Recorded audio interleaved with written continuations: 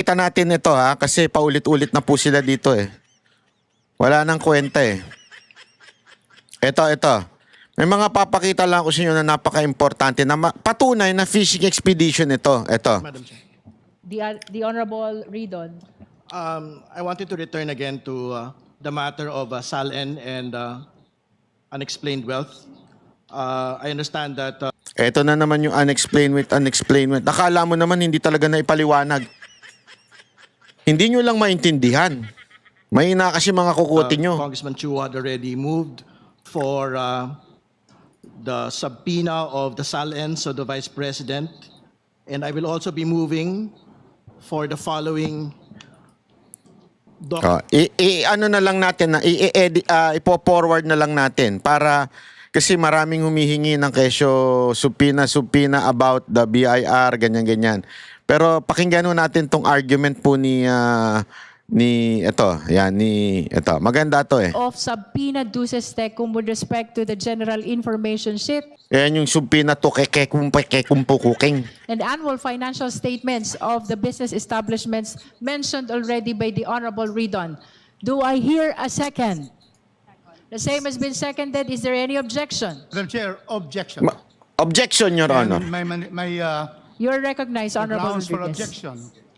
May I know Is- first why these companies registered with the SEC will be subpoenas in its record? Is there a nexus between this to the allegations in the complaint, third and fourth complaint? May we know the relevance of these corporations to the present impeachment case against the Vice President? The proponent first, Honorable Ridon, followed by the Honorable Keith Flores. mahalaga po yung pagpapaliwanag mula sa una sa mga kinita po ng mag-asawang Duterte Carpio from their own personal income, which will be reflected from the annual income tax returns. Pangalawa, mula din po doon sa mga corporate documents kung saan po sila kasali. Sapagkat doon po natin makikita kung yung po mga other lawful income para maipakita na ang lahat po ng kanyang kinita over the course of 17 years from 2007 ay mga lehitimo pong kita mula sa sahod at mula po sa kinita mula sa propesyon at mula po sa mga negosyo. So, meron pong clear relevancy. Ito pong mga SEC documents po na ito dahil dito natin makikita kung kumita ba o hindi ito pong mga kumpanya na ito sapagkat kung kumita po ito, maipapaliwanag ng atin pong pangalawang Pangulo at ng kanya pong mister na talaga pong kumita ng tama over the course of 17 years from other lawful income katulad ng propesyon at iba pang mga negosyo ang kanila pong pagsasama. So dito po maipapakita ng atin pong pangalawang Pangulo na hindi po unexplained wealth. Ito po nga kanyang pagkakaroon ng 88 million na net worth in 2024 kumpara po sa kanya pong kinita na cumulatively sahod from 2007. Tingnan nyo to ha. Wala pa siyang proof. Wala pa siyang ebidensya, ika nga. Hihingi pa lang siya. Tapos gusto niya nang gawin dyan at ipatawag yung kung sino mang mga kailangan ipatawag. So hindi na ho ito hearing. Anong tawag na dito? Trial na ho ito. Kagaguhan na. 2024 na more or less mga 30 million to 40 million pesos lamang po, Madam Chair. The Honorable Flores. Thank you, Madam Chair. Madam Chair, I'm joining the objection of Congressman Rufus Rodriguez only on the following grounds, Madam Chair, that the request being made by Congressman Ridon covers periods when the respondent was not yet the Vice President, Madam Chair. I'm going back to the decision of the Supreme Court when it said that we can only file impeachment complaints against an impeachable officer for things done during the incumbency or while she is holding the impeachable office. So by requesting documents or data or figures that would include the time when she was just vice mayor, I think, in 2007, or Yon. holding other positions that are not yet or maybe considered impeachable. That's where my objection is, Madam Chair. Honorable Ridon, would you like to comment to that? Tama naman po yun. Pero what we May punto. Bakit mo kailangan hingin yung mga dokumentong hindi pa Vice President si VP Sara Duterte?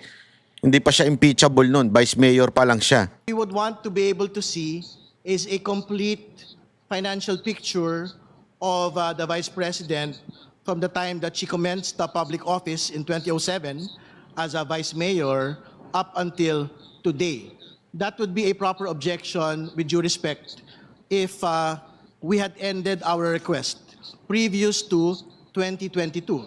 But to be clear, I think a big chunk of all of these businesses' requests will most definitely cover up until today, Madam Chair. And more particularly, there are specific firms here which basically cover the term of the Vice President already. Geometry Security, Amianan Shores, Cable Tow are some examples. But to be clear, all of these are firms that had been listed in the 2024 SALN, which is why I think the nexus between the documents of the SALN and the corporate records is established as we speak, Madam Chair. Would you like Madam to Chair. make additional manifestation? May I secure from Congressman Ridon a statement of ultimate facts in the third and fourth complaint, which mentions these corporations? Are there any? None. There is none. None. Second, are there annexes that would show in the third and fourth complaint that would, mention and that will pertain to why you're going to ask for subpoena ducis tecum to the SSC Dotos te kumpetong kakong kekong. and for the records there? Are there annexes in the complaint? There is none. Madam Wala Chair, din. clearly this will be the biggest fishing fleet expedition. Yo, natumpok that we are mo. doing. Because it Yo. was, we only deal with ultimate facts. In fact, we are trying here to determine whether there is violation of the 6 grounds of the Constitution as stated in the two complaints. And so therefore, how Yun. can we have that? Madam Yun. Chair? So that's the first one. Secondly, did I hear from you that you want records from a law office? Yan. I heard something. Duruin because mo! this is new Duruin mo! to us. This is a surprise to us, all of us here, that they are now a subpoena for entities that are not included in the complaint. So are you saying there's something about a law office? To be clear, these are in the SALN of the Vice President for 2023 and 2024. So I think there is nothing that prevents this committee from basically issuing subpoenas on documents that are actually public documents, Madam Chair. No, I'm asking specifically. There was a statement. You're asking for subpoena for a law office. Yes, because our assumption is that this is an incorporated law office because it was stated as one of the business interests of the Vice President in her SALN. Aware of the privilege communication between lawyers and client? This will exactly violate that provision of privilege. You cannot subpoena law firms for representing a person either accused or in impeachment cases. How can we subpoena a law firm for acting as a lawyer for Tanga kasi. Pasensya ka na, tanga lang. Pati yung abogado, sinusubpina, lawyer nga sila eh. Anak ka ng weteng talaga. the Vice President? Can you give us a reason why we should subpoena law firms under the rules of court and under the Code of Professional Responsibility? We cannot subpoena records of a law firm. Sure, court records or communications between clients and the lawyers are Bobo. Wala eh. Basta namuliti ka talaga, magmumukha ka lang tanga eh. Pati ba naman yung law firm? absolutely privileged communications. But if this particular law firm is an incorporated entity within the Securities and Exchange Commission and had been submitting annual audited financial statements year after year and a general information sheets, I don't think we are precluded as a committee, as an impeachment proceeding, from requesting these particular documents. We are not talking about conversations between the clients of Duterte Carpio or Carpio lawyers. We are talking about their financial output year on year. And to be clear, this is precisely the justification of supporters of the Vice President as to why her net worth, had ballooned to 88 million as against a computed cumulative salary of 30 to 40 million pesos. So I don't think there is reason to, in fact, object to getting all of these financial documents, whether from a corporation or whether from a law firm that is supposedly registered in the Securities and Exchange Commission. Madam Chair. May I call the Honorable Jokno? Ang hirap ano. Wag ka kasing bitter porket sinugi ka ni Pangulong Duterte. Sablay lahat ng hirit mo eh. Ay sabagay, pagka bitter ka nga naman talaga, wala talaga. Perhaps it would be more prudent if we could have the motion of Representative Ridon in writing so that we can consider all the angles and the aspects to that request.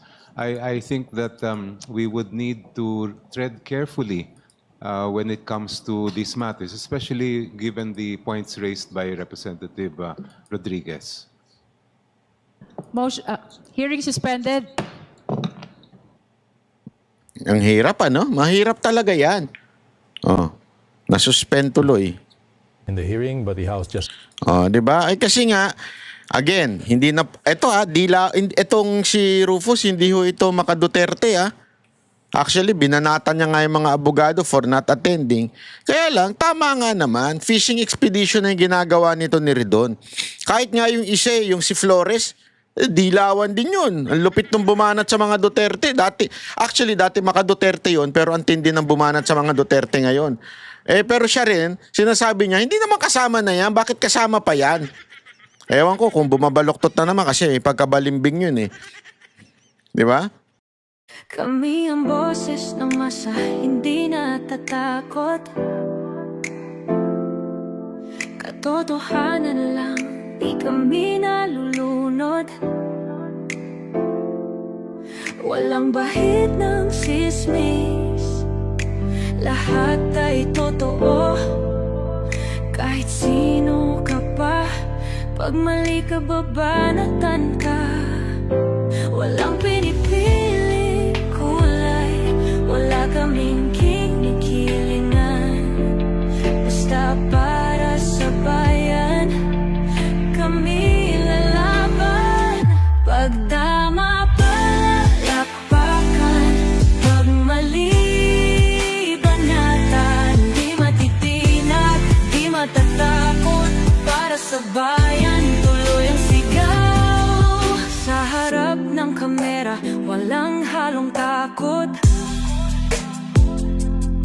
Mga baluktot, lahat kayo'y tutumba. Ang hustisya at totoo, yun lang ang mahalaga. Kahit sinong harang, di kami matitinag. Walang pinipiling kulay, wala kaming kinikilingan. Basta para sa bayan, kami lalaban. Pag tama palakpakan, pag mali banatan, di matitinag, di matatakot. Para sa bayan, tuloy ang sigaw. Kung nasa tama ka, ikaw ay aming kasama. Pero pag mali ka, handa ka na bang mabasag? Banateros kami, walang inuunan. Dahil bayan muna, bago ang sarili.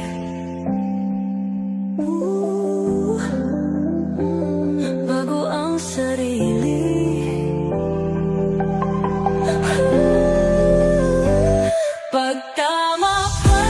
alak